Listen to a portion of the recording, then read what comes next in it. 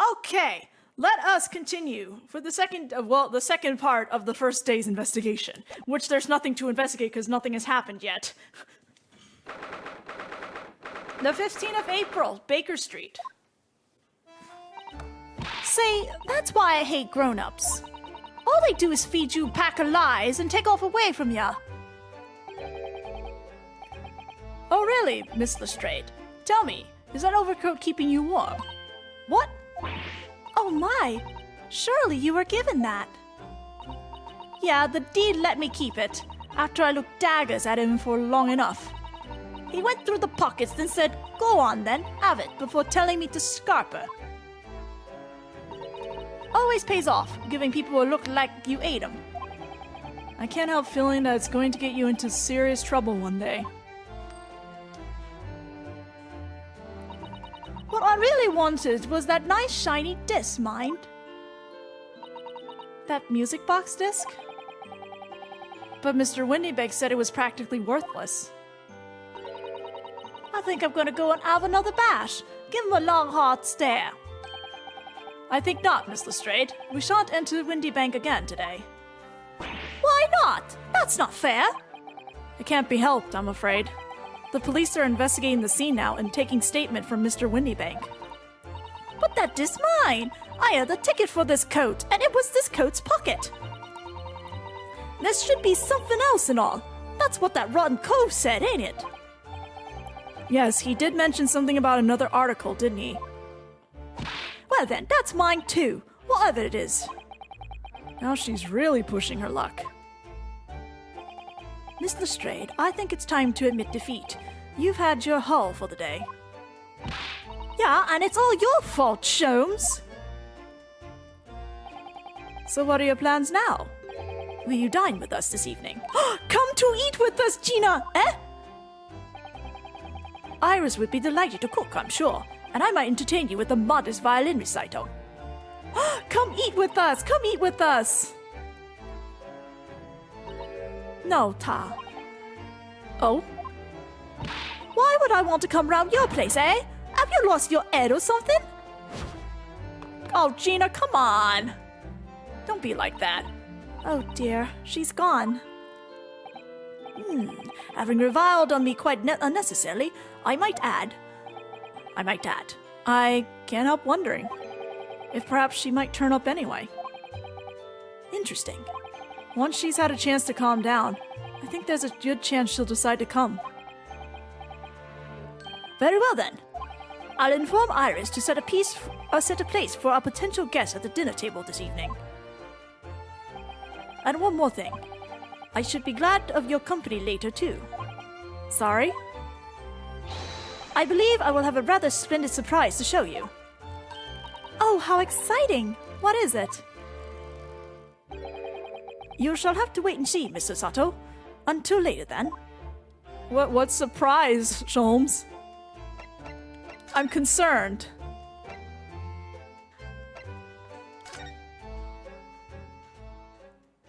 Okay, we've done everything with Susato, so I need Iris for the second part of the Accolade progress. 15th of April, 3:46 p.m., Sholmes Suite. Ah, Susie and Runo! Come in! Good afternoon, Iris. Thank you so much for breakfast this morning. Oh, don't mention it. Goodness, look at the time already. Busy as always? I am. I'm preparing everything for dinner this evening. Already? You're obviously cooking something special, are you? Oh, yes. After all, we have a special guest joining us. Guess who it is? Go on. You'll never guess. Look at those little eyes of hers shining. Oh dear. It is awkward when you already know the answer, isn't it? It's Jeannie! Isn't that exciting?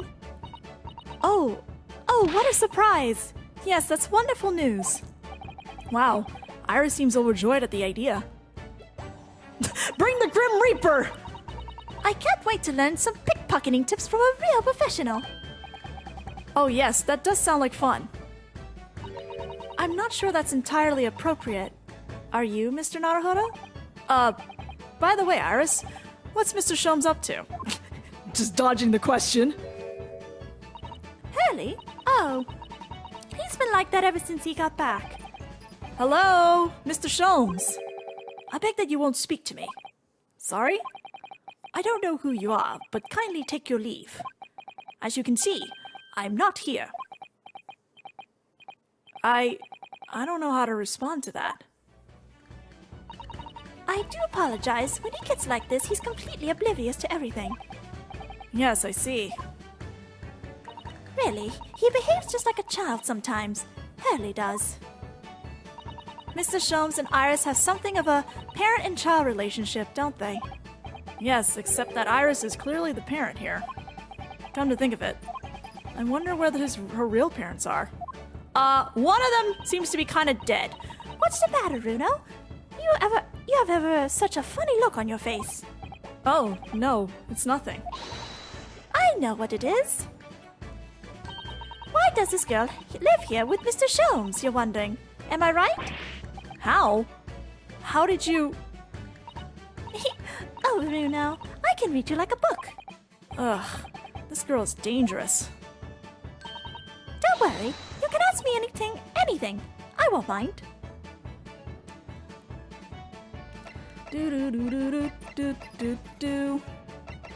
Have I shown you my armband yet? I don't think I did. I showed it to Sholmes. Would you mind if I showed you this, Iris? It's just a boring old thing, really, but... Oh, I don't really like boring things. It looks like Japanese modesty is easily misinterpreted by young Western children. I mean, who does like boring things? No one wants to be shown something boring. Come to think of it, you're always introducing things with, this is boring, but it's a bad habit. You should stop it. I'll be sure to let the entire population of the Empire of Japan know of my return. Know of my return. Yeah, you might want to stop that.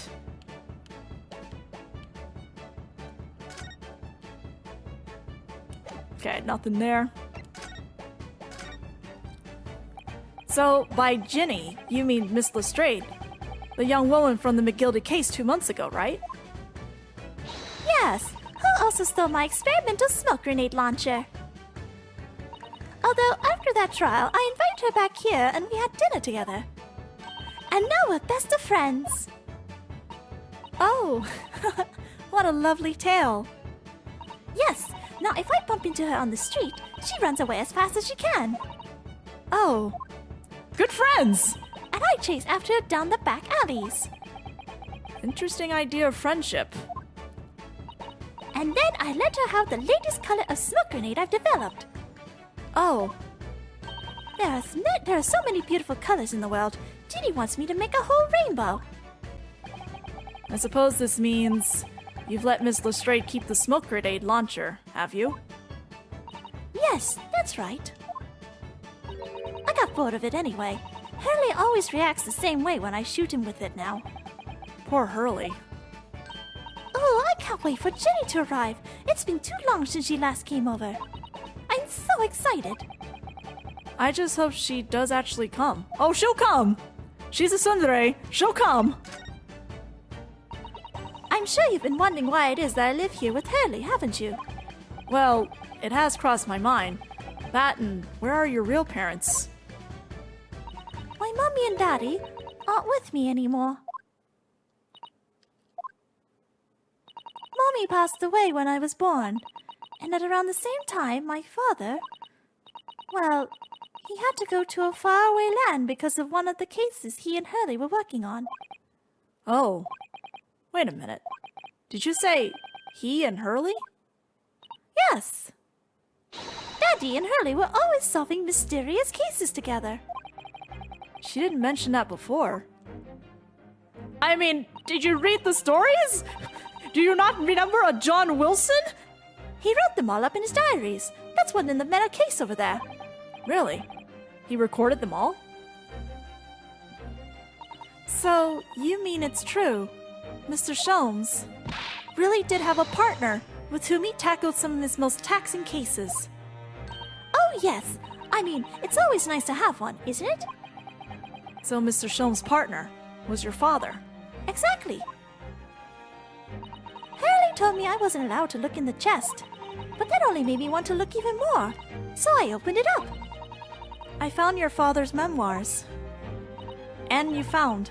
Yes, so I asked Hurley, who wrote these? He nearly fell out of his chair. But then he told me that's when I found out that the author of all those accounts was my father. So Iris's father was Mr. Sholm's partner. Boy, this scene has a new meaning now. Knowing what we know. I've practically lived with Hurley all my life. I was tiny when he took me in. So it came as quite a shock when Hurley told me he wasn't really my daddy. I mean... It must have done. I wonder why Mr. Sholmes chose to tell you, and at such a young age. Hurley says it's because he wouldn't have been able to hide it from me. Oh? Well, having lived with Hurley all these years, you might say that his ways have rubbed off on me. There are some things I can just see. Especially lies. I almost know when people are lying before they open their mouths sometimes. Right. Anyway, I was so fascinated when I read Daddy's diaries. That's what inspired me to write the adventures of Sherlock Sholmes, actually. I'd always assumed Mr. Sholmes simply told you all those thrilling stories. Oh no, Hurley's hopeless like that. He forgets everything. As soon as he solves a case, it all vanishes vanishes from his mind. Oh, I see. So, the other day was so embarrassing. As usual, he totally forgot about the case he just solved. So the very next day, he gathered together all the people involved and proceeded to solve the case again. It was quite a shock for everyone. You can say that again. You share your father's surname, don't you, Iris? That's right, Wilson. Daddy is Dr. John H. Wilson.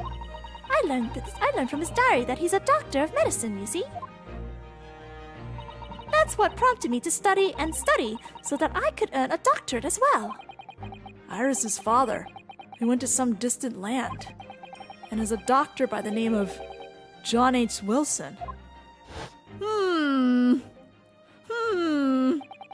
Ah, indeed. The court will now hear the trial of Ryunosuke Naruhodo. Kindly state before the court the name of the victim in this case. The victim's name was Dr. John H. Wilson. That's right. Visiting professor of medicine at Imperial Yuma University. And the man who, in the most bizarre of circumstances, lost his life just before we left Japan.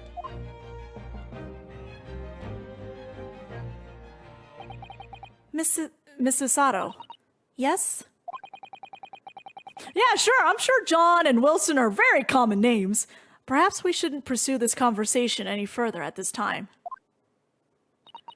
I think that would be for the best. Ah, my dear fellows, how good to see you. Mr. Sholmes! We haven't gone anywhere. Why ever did you not make your presence known to me before? Well, no matter now. So, how the devil are you? We've been with you for most of the day. Goodness, really? Do tell me, Mr. Sholmes, is your violin unscathed? My violin? Whatever are you talking about, dear madam? Oh, never mind that now. I have something far more interesting to show you.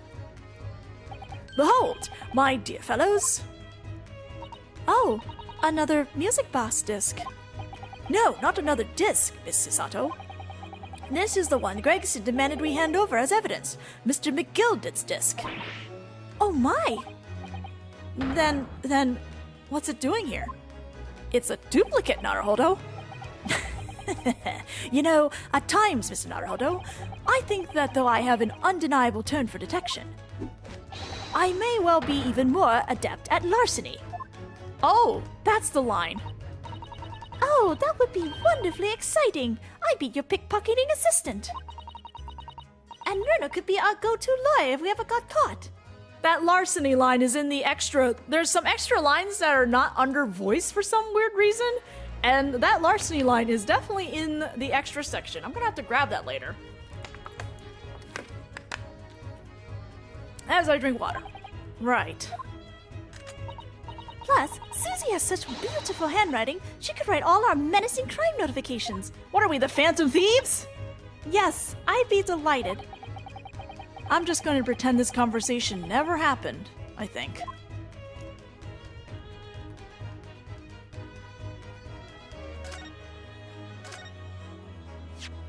I don't understand. How did that disc come to be in your possession? I thought Inspector Gregson took it back to Scotland Yard. Quite correct. And that sort of uncompromising attitude is precisely why I always carry some of this. That's a bar caramel, Mr. Soames. Your one and only friend in times of loneliness, if I'm not mistaken. If you will humor me, my dear fellows, cast your minds back to when the good detective confiscated the disc. I'll be taking that whatever it is of Mr. McGilded down to the yard, thank you very much. So hand it over. Oh, yes, of course. If the police demand something as evidence, my dear fellow, we have no choice but to capitulate. It's all yours, Inspector. For the briefest of moments, I had the disc in my hand, did I not? Yes, you did, but I still don't understand. It was at precisely that moment that I summoned my one and only friend into action. I pressed the disc into a pair of bars, like this. That's amazing. The disc and all the minuscule protrusions have made an image in the caramel. Indeed, this caramel is quite exceptional. I developed it myself, you know. Suitably soft for making impressions, but resistant to melting. The result of a precisely controlled solution. How extraordinary. Carrying a pair of these on one's person frequently proves very useful indeed. Take a house key, for example. A simple press, and its unique form is duplicated. I can enter anyone's property at will, and never without high sucrose nourishment. Yeesh. It sounds illegal. From the image, I was able to create this. I confess I was most curious to know what matter of music would issue from the disc when played.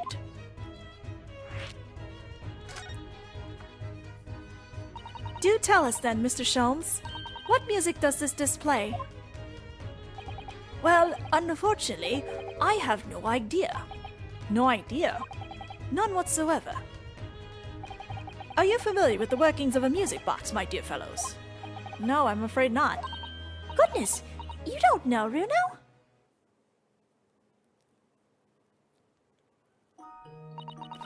Inside a music box, there's a special metal piece called a comb. That's what produces the sound. I'm sorry, this music, when the music box plays, I just keep thinking of Professor Layton. Small protuberances pluck at the different teeth of the comb as they rotate past it, making the different notes. The first music box to be invented used a rotating cylinder with protuberances on it. But over time, a new type of player was produced, which uses discs such as these. With that development, the popularity of music boxes spread far and wide all around the globe. Why exactly? Because the discs are easy to produce and can be interchanged to facilitate the playing of different tunes. There are a great many firms in Europe now manufacturing music boxes as a result. It is wonderful to be able to enjoy music, even when no performer is present. But it is the very success of the invention that means we are now presented with an insurmountable problem. What do you mean? As you may imagine, the construction of one firm's music box does not match that of another, and we have no way of knowing in which music box this particular disc was designed to be played. There is no resolution to this problem, I'm afraid. It's quite intractable. Ah, I see. So that's why. Naturally, I tested the disc in those few music boxes I have at my disposal. But as you can hear, to no avail. That is some sad music box music. The results were equally unsatisfactory in this one. So, I am presently engaged in acquiring an example of all the music boxes ever made in Europe. Every single one? That's Hurley for you, always taking things too far. But my dear girl, an unsolved riddle is quite repugnant to my constitution. But surely all the different types in Europe will amount to a huge amount of music boxes, won't it? Yes, that is certainly true. In the worst case, I shall just have to ask you to vacate the attic room. What? Don't make him leave the attic, he just got there. Magnus McGilded. Not a name I expected to hear again so soon. Yes, it's only been 2 months since that grisly case.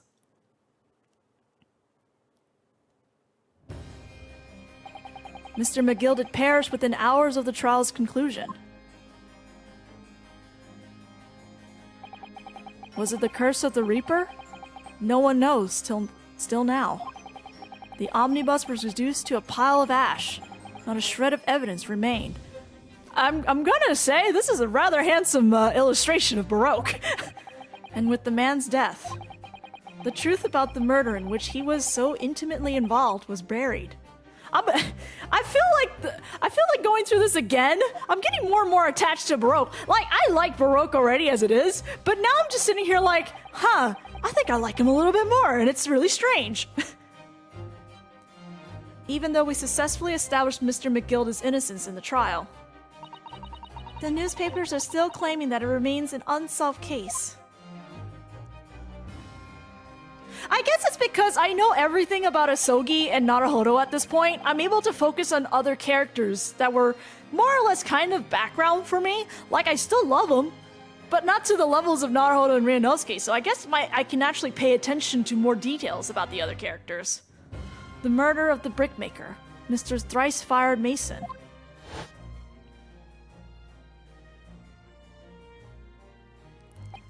In the end, the truth of the matter remains a mystery. We still have no idea what really happened that night. Got this, man. And although Mr. McGilded was found not guilty through my defense, I still don't know if that was the right judgment or not.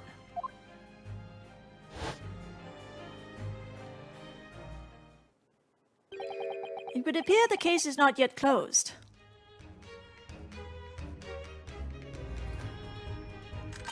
Well, it's time I started getting things ready for dinner, I think. Ginny will be here. We'll be here before long.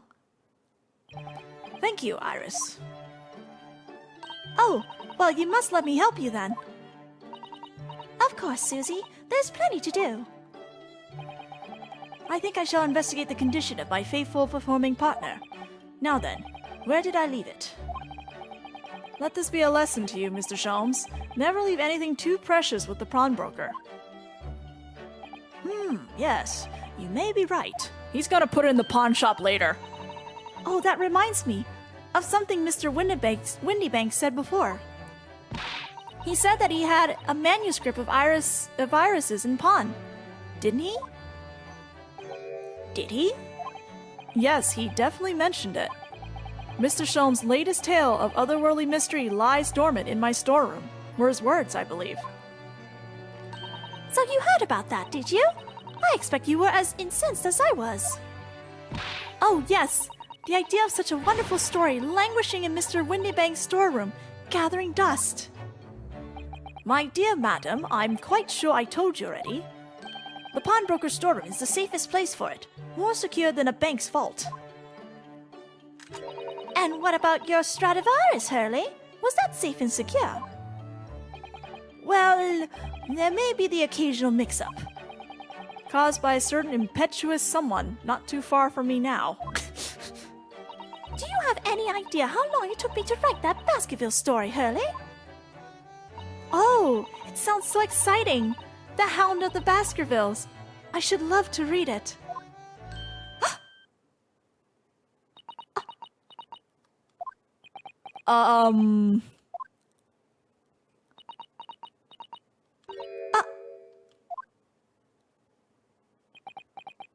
Okay, it just got really tensed in here.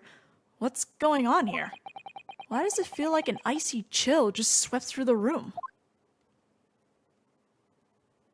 Susie?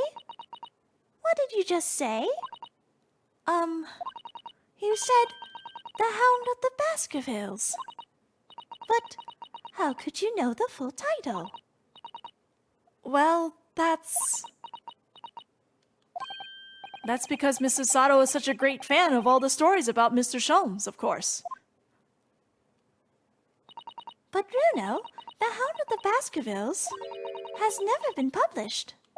What? When I showed Hurley the manuscript, he told me that I wasn't allowed to publish it yet.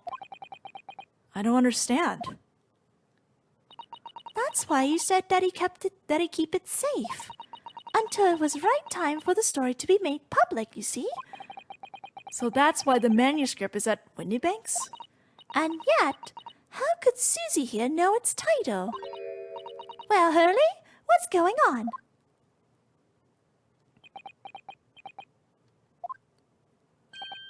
Ah. What is it, Mr. Sholmes? It would appear our guest has arrived. Well, great timing, Jeannie. Miss Lestrade. This was a bad idea. I knew I weren't welcome. Wait, I'm going. No. No, wait, Miss Lestrade. Sorry, you just came at a really awkward time. We've all been eagerly awaiting your arrival. Haven't we, Iris? Oh, yes! Just wait here, Jeannie. We'll have everything ready in a jiffy. Come along, Susie. Right, of course. Oh boy. It's a pleasure to see you here, Miss Lestrade. Please, make yourself at home. Don't stand in the doorway, my dear girl. Come along in. What say you to some meddlesome? I won't take no for an answer. Meddlesome, it is then. Good, I don't know how to pronounce it either, Naruhodo. Wagahai is also joining the party. You're a good girl. I don't know why they keep calling you a boy, but you're a good girl. That evening, Iris prepared us all a meal that was even more delicious than usual. Mr. Sholmes' violin performance was in no way meddlesome. And Gina, as we all came to call her, taught us all how to steal things from one another without being noticed. Everyone thoroughly enjoyed themselves, well into the night.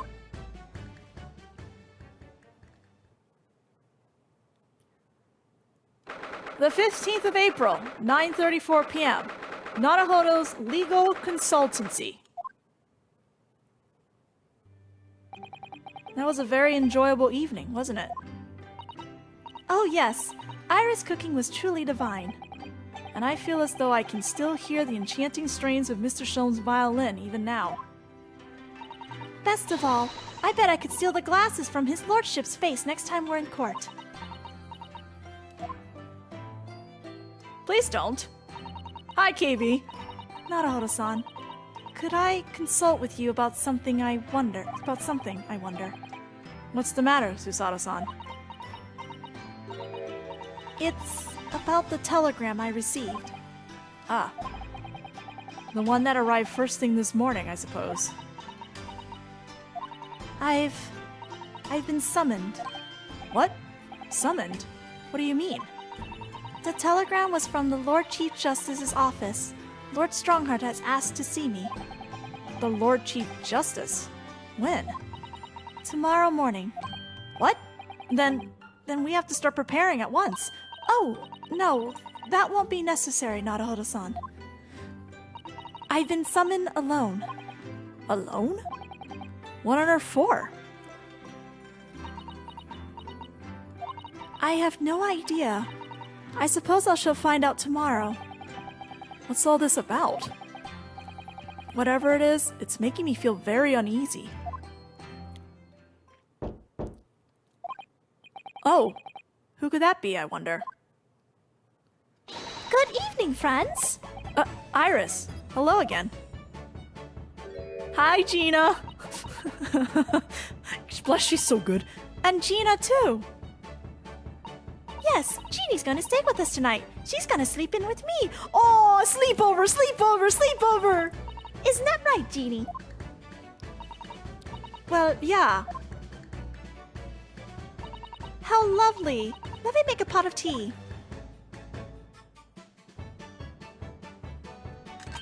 You know, I've learned so much today. Oh, what in particular? All those things Jeannie showed us. Wasn't it wonderful? You mean all those pickpocketing techniques? We had fun trying them out on each other, didn't we? I think I've awakened a natural talent. I could earn a living from it. You might be getting ahead of yourself a little there. So, what brings you up to our humble quarters at this hour? Well, you see, I came to return this. Wait, what? That's mine. Oh my, however did you... Oh, Iris is dangerous, watch out! I told you, didn't I? I have a natural talent for it.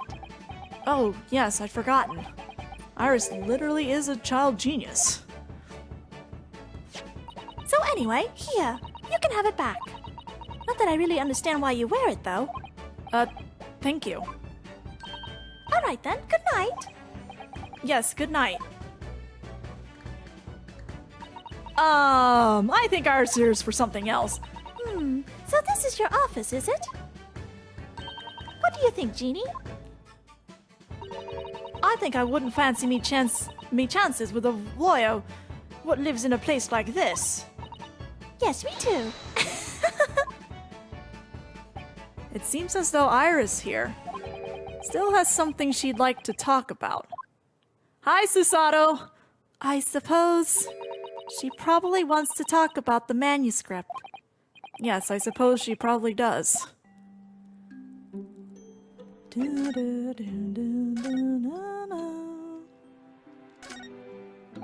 Gina looks very pensive over there. Are you alright, Gina? Eh? I was just thinking, that's all. Oh, I wouldn't fancy me chances with a lawyer what lives in a place like this. Yes, you did mention that already. Get off, did I? Well, nothing else really springs to mind, that's why. What's wrong with this room exactly? I like it. It has just the right amount of clutter that I'm like, I find it kind of cozy too, honestly.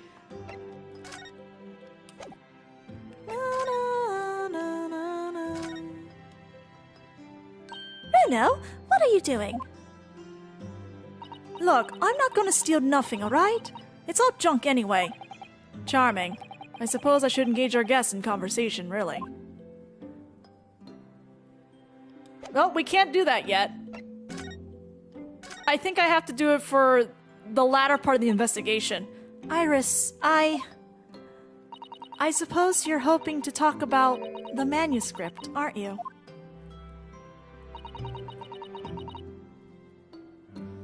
Aren't you gonna tell me?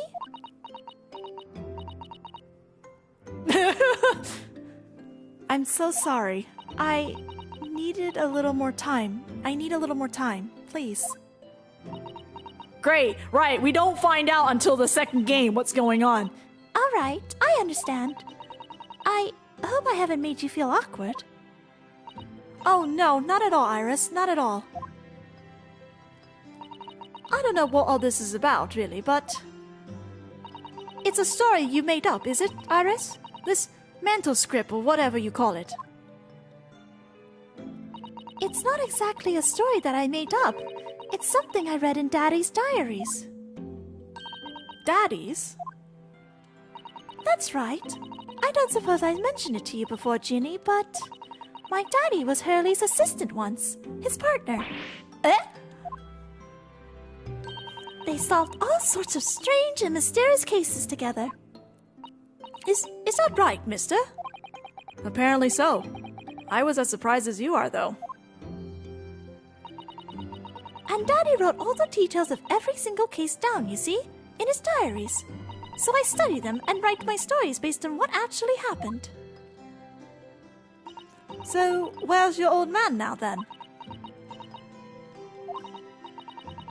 He had to go away on urgent business to a faraway land, and he'll be gone a very long time. So, I've never really met him. Oh, right. Come to think of it, I don't know anything about Gina's parents either. Perhaps we should ask her. Do we? Iris, this Hound of the Baskervilles story. I take it that it's another tale inspired by your father's accounts? That's right. I thought it was fascinating. But it's different somehow. From the other cases, I mean. Oh? How? I don't really know, but it must be special in some way. Because after I've written it and showed the manuscript to Hurley, he turned as white as a sheet. It was the first time I've ever seen him like that. It pains me to have to say this after you've toiled over it for so long, Iris. But this story must not be published at this time, under any circumstances. But why not? It's one of my best works. I'm not at liberty to say. Not now. So please, do not ask me. All right then, I won't. But I do solemnly swear that I will explain everything one day, Iris, when the time is right. And that's how the manuscript came to be with Mr. Windybank, isn't it? Yes. Hurley said it has to be somewhere very safe. That really gets my goat, that does. He's treating you like a child. It's mean. That's what it is, keeping secrets like that. Iris is a child, sorry to say. She may be a genius, but she's still a child. I'm sure Mr. Sholmes isn't trying to be mean. Huh? If he said he wasn't at liberty to talk about it, I'm sure there must have been a very good reason. I think so too. You lot are too trusting for your own good. But you can't pull the wool over my eyes. Sholmes is lying to Iris. I bet my life on it. What? Hurley's lying to me?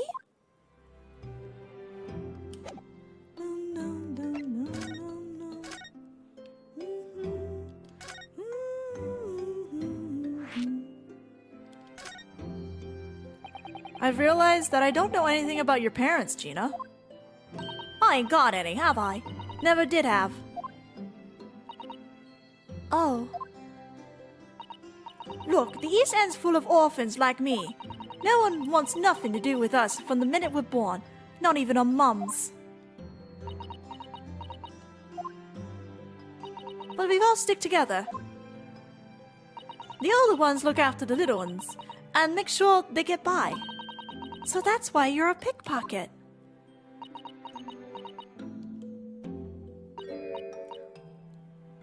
Nah, divine's my life. Diving's my life. I love it. I get a kick out of it every time I lift some pompous idiot's purse. And that's how we all afford to eat. I'm like Robin Hood, ain't I? That's how I see it. Aw. Oh, Gina. I do think about it sometimes. What it'd be like to have parents, I mean. I always thought it'd make everything right. But having listened to what Iris just said, it sounds like having parents ain't always easy either. Oh! I mean, if you know you'd never had them, you don't feel like you're always wanting to meet them. It's true.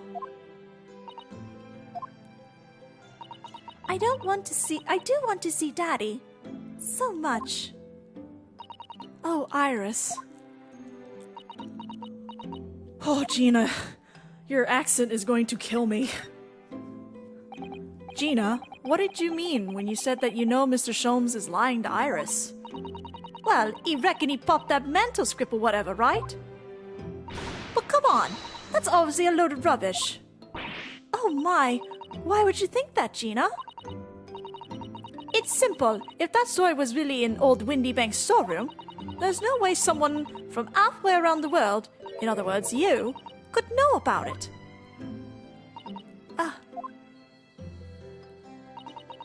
Sorry, Iris, but if you ask me, he sold it. Without telling you. But Hurley would never do something like that. I'm sure of it. Ha! Grown-ups do a lot worse than that, believe me. Bare-faced liars, the lot of them. You just ain't realized it yet. Yes, I know a lot of adults are mean, but Hurley is not one of them. Hurley is just...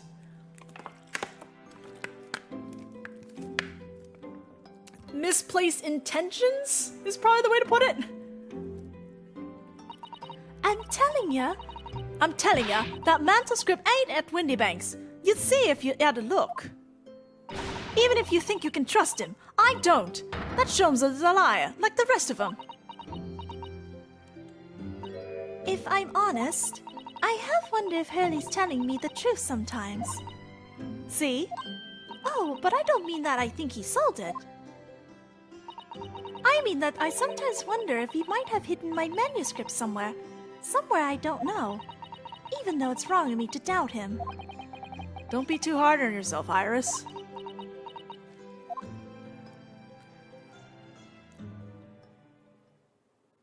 Oh my goodness, look at the time.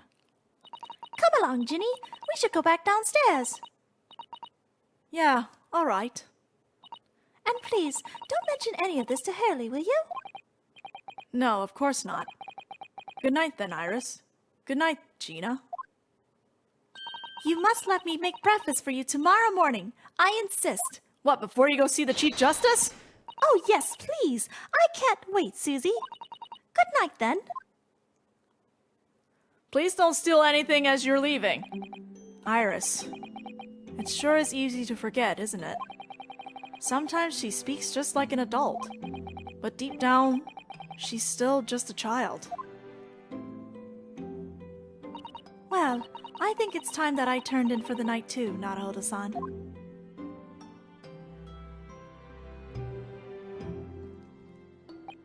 Dr. John H. Wilson, Iris's father, but also the name of the murdered visiting professor at Yume University.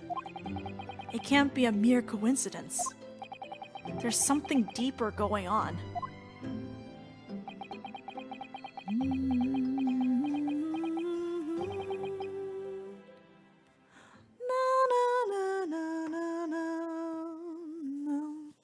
I love Susato's, like, it's not Nocturne or anything, but, you know, it's the solemn version of Susato's theme. Naruhodo. Mr. Naruhodo. That voice. That's Mr. Sholmes. What's going on? It's the middle of the night. It's Miss Lestrade. She's gone. Gina? She was supposed to be sleeping in Iris's room, but her bed is empty. Well, she's an independent young woman. She probably decided to go home, no? I think not. From speaking to her before she retired, I received a distinct impression that she was looking forward to breakfasting with Miss Susato. No, I don't believe the girl has gone home, but I've been waiting for over an hour now. Over an hour? Oh. If you'll indulge me, look out the window, my dear fellow. What's this about?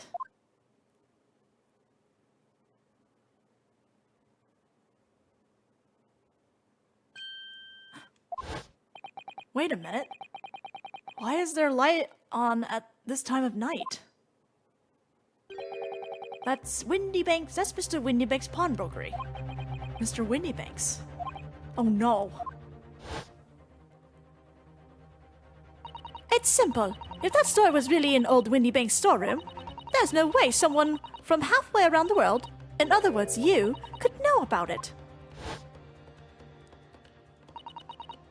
Sorry, Iris, but if you ask me, he sold it. Without telling you. Could Gina have gone? It seems you have some knowledge of the situation, Mr. Naruhodo. Sorry? Oh, no, not really. Well, anyway, we must investigate. At once. Oh, at once! Miss Sasato. Well, good evening. I guess no one is sleeping tonight.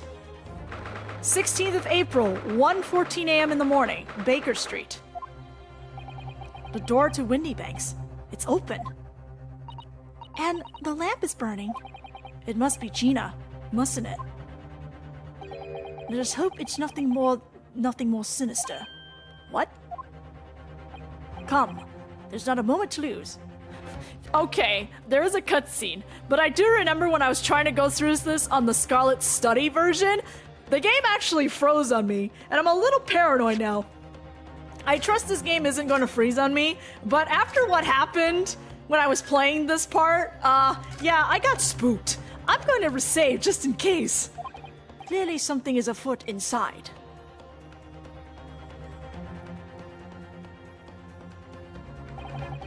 There's no one here. Oh, yes, there is. Ah! Mr. Sholmes! Mr. Sholmes! What the? Has Sholmes been shot? Leave me, Mr. Not-Holdo. But after them, go! Right.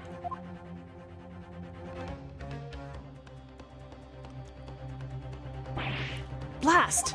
I've lost them. Hello, hello! What have we here? The alarm was just raised from this pawnbroker, sir. Would you know something about that? Officer, come with me. It's my friend, Mr. Sholmes. He's been shot. Shot? With the policemen close behind me, I ran back to Windy Banks.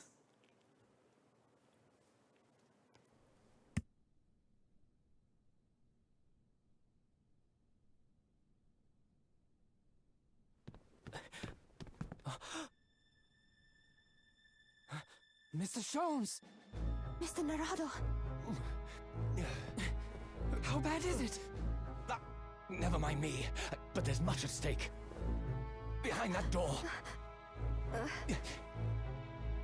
In the storeroom. Hurry!